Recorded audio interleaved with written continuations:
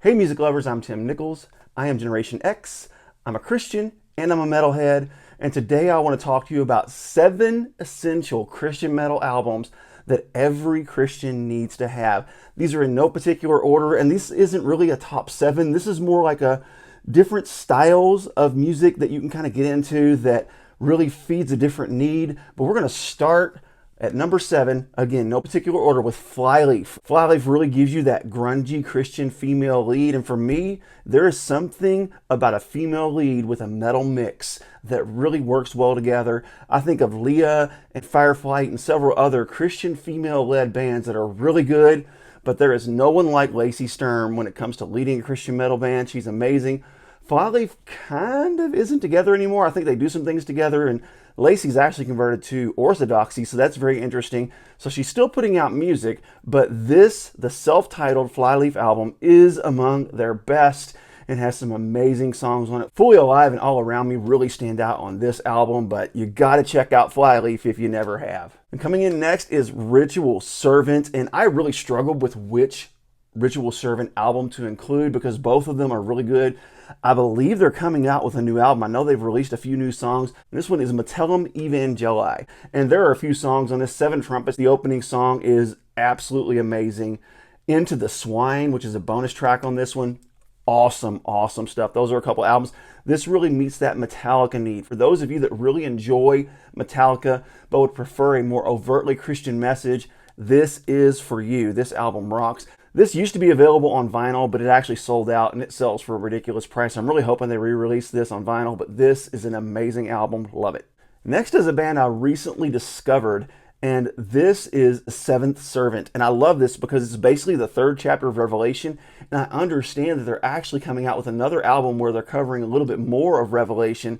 But this is a cool album because it really people kind of balked at me last time when I said it kind of reminds me of Iron Maiden, but it really does. It's got a really nice flair. Now, they don't sound exactly like Iron Maiden, but it's in that same metal vein. But this is the former Iced Earth singer who became a Christian and put this band together and really does some amazing work. This, from really cover to cover, is amazing, but my favorite song on this is Jezebel. Just give this a listen on YouTube. This is an amazing album. I strongly encourage you to get this CD. It also comes with a 2nd disc that's only instrumental, so if you're a budding metal singer, you can do some karaoke. And of course, coming up next, this is the 4th CD I've previewed. This is Fallen by Stryper. Now, Stryper isn't exactly in that hardcore metal vein, but they definitely, this is one of their more metal albums, and the opening song on this, Yahweh, is probably their best song ever written, ever in the history of Stryper music. After Forever Here is actually a Black Sabbath cover, so if you like Black Sabbath, that may be something for you. I'm not particularly fond when Christian bands do covers, but I'm not going to make a big deal about it. Also, King of Kings, really good song. So Fallen is, I think, Stryper's best album from the old and new era together.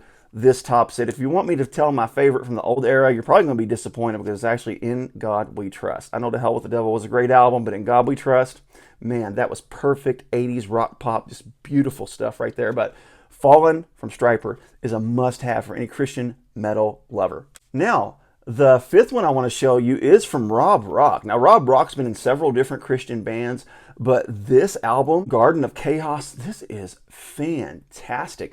It's basically almost like a story of the whole Bible, going from the sin in the garden, moving into the book of Revelation. This is just good stuff, and Rob Rock has one of the greatest voices in metal, period, much less Christian metal. This dude is an amazing talent. This is a great album. I love this thing, and it jams from start to finish. Any Christian metal lover, you want to get Rob Rock Garden of Chaos because it's a phenomenal album.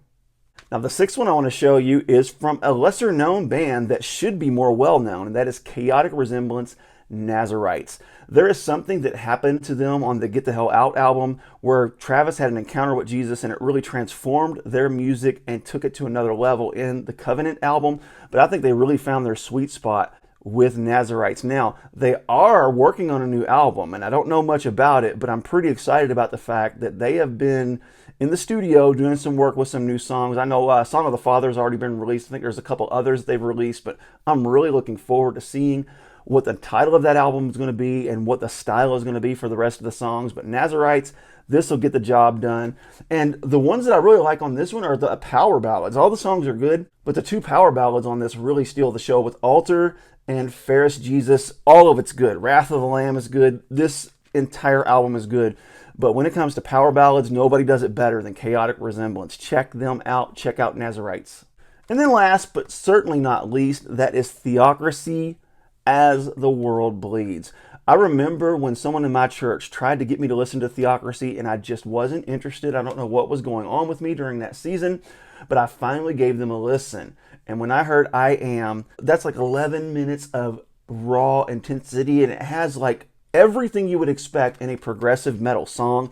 It starts off with this kind of Irish sound, then it moves into thrash, then it moves into speed, and then the end, it kind of almost gives you a little melodic thing where it ends with that soft piano. Doom. And it ended up becoming, in my opinion, one of the best parts of the song is the closing. But the master storyteller nailed, oh my goodness. These guys do not hold back from the message. Just check out Theocracy if you've never heard of them.